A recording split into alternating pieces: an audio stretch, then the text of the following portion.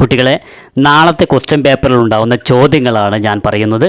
ഇതുവരെ പഠിച്ചു തുടങ്ങാത്തവർ, തോൽക്കുമെന്ന് പേടിയുള്ളവർ നിർബന്ധമായിട്ടും ഇത് പഠിക്കണം. മാത്രമല്ല A+ കിട്ടുമെന്ന് പ്രതീക്ഷിക്കുന്നവരും ഇത് കേൾക്കണം. കാരണം ഈ ചോദ്യങ്ങൾ നിങ്ങൾ പഠിച്ചോന്ന് ഉറപ്പുവരുത്തുക. ഒന്നാമത്തെ ചോദ്യം, മേജർ എൻവിറോൺമെൻറ്റൽ പ്രോബ്ലംസ്, പ്രധാനപ്പെട്ട പാരിസ്ഥിതിക പ്രശ്നങ്ങൾ. മറ്റൊരു ചോദ്യം, GS ഗുരിയുടെ ജാതിയുടെ 6 സവിശേഷതകൾ. കാസ്റ്റ്, ജാതിയുടെ ഡെഫിനേഷൻ ഓഫ് കാസ്റ്റിൻ്റെ ഡെഫിനിഷൻ, ഇതിൻ്റെ 6 സവിശേഷതകൾ പഠിച്ചു വെക്കണം. അടുത്തത്, വാട്ട് ഈസ് ബ്യൂറോക്രസി, എന്താണ് ഉദ്യോഗസ്ഥ വൃന്ദം, അതിൻ്റെ 5 സവിശേഷതകൾ പഠിച്ചു വെക്കണം.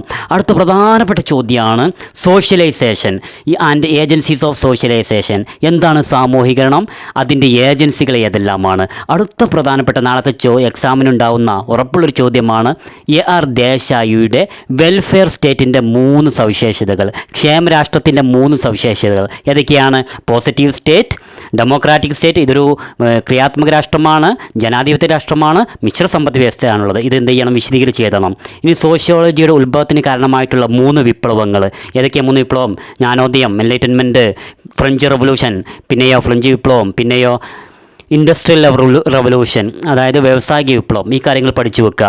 അടുത്ത ചോദ്യമാണ്, വളരെ പ്രധാനപ്പെട്ട ഒരു ചോദ്യമാണ്, വംശീയ കേന്ദ്രോത്മുഖതയും സാർവജനീനതയും, എത്നോസെൻട്രിസം, കോസ്മോപൊളിറ്റനിസം. അടുത്ത ചോദ്യമാണ് കുടുംബം, ഫാമിലി, ഫോംസ് ഓഫ് ഫാമിലി. നിർബന്ധമാണ്, പഠിച്ചു വെച്ചോ ഫോംസ് ഓഫ് ഫാമിലി. അടുത്തതാണ് സംസ്കാരം, കൾച്ചർ, സംസ്കാരത്തിൻ്റെ 3 മാനങ്ങൾ, ഡയമെൻഷൻ ഓഫ് കൾച്ചർ. സംസ്കാരത്തിൻ്റെ 3 മാനങ്ങൾ ഏതൊക്കെ? കൊഗ്നിറ്റീവ്, നോർമേറ്റീവ്, പിന്നെയോ മെറ്റീരിയൽ, ജ്ഞാനാത്മകം, നൈതികം, പിന്നെ അതേപോലെ ഭൗതികം. ഇതിൻ്റെ ഉദാഹരണങ്ങൾ കൂടി പഠിച്ചു വെക്കണം. അടുത്താണ് നഗരവൽക്കരണത്തിൻ്റെ പ്രശ്നങ്ങളുമായി ബന്ധപ്പെട്ട ചോദ്യമാണ്. നഗരവൽക്കരണത്തിൻ്റെ പ്രശ്നങ്ങൾ എന്ന് ചോദിക്കാം. എന്നിട്ട് ചോദിക്കുന്ന ചോദ്യമാണ് ഗേറ്റഡ് കമ്മ്യൂണിറ്റി, ബന്ധിത സമുദായം, ഏക സമുദായവൽക്കരണം, ഗൊട്ടൈസേഷൻ അല്ലെങ്കിൽ ഗൊട്ടവൽക്കരണം എന്ന് ചോദിക്കാറുണ്ട്. അതേപോലെ കുലീനവൽക്കരണം, ജെൻട്രിഫിക്കേഷൻ. നിർബന്ധമാണ്, പഠിച്ചു വെച്ചോ.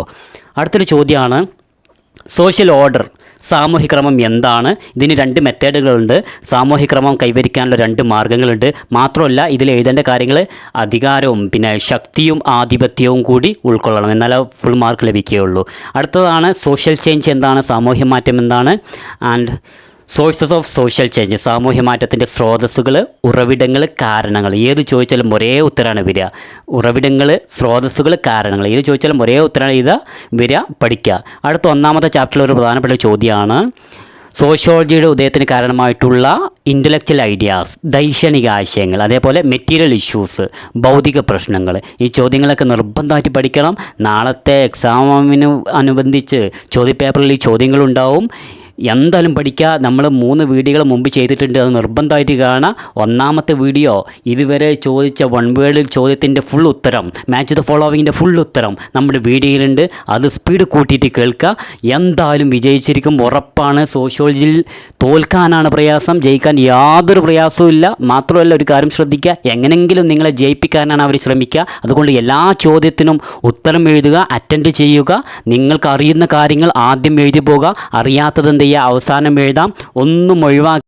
പിന്നെ സോഷ്യൽ ഗ്രൂപ്പ്, 2-ാമത്തെ ചാപ്റ്റർ എന്നുള്ളൊരു ചോദ്യമാണ് social group, types of social group. സാമൂഹിക ഗണം, വ്യത്യസ്ത സാമൂഹിക ഗണങ്ങൾ, അത് പഠിച്ചു വെക്കണം. മാത്രമല്ല ആദ്യത്തെ 4 ചാപ്റ്ററുകളാണ് വളരെ പ്രധാനപ്പെട്ടത്. അതിൽ നിന്നാണ് ധാരാളം ചോദ്യങ്ങളുണ്ടാവും. ഏകദേശം 40 മാർക്കിനോളം ചോദ്യങ്ങളുണ്ടാവും.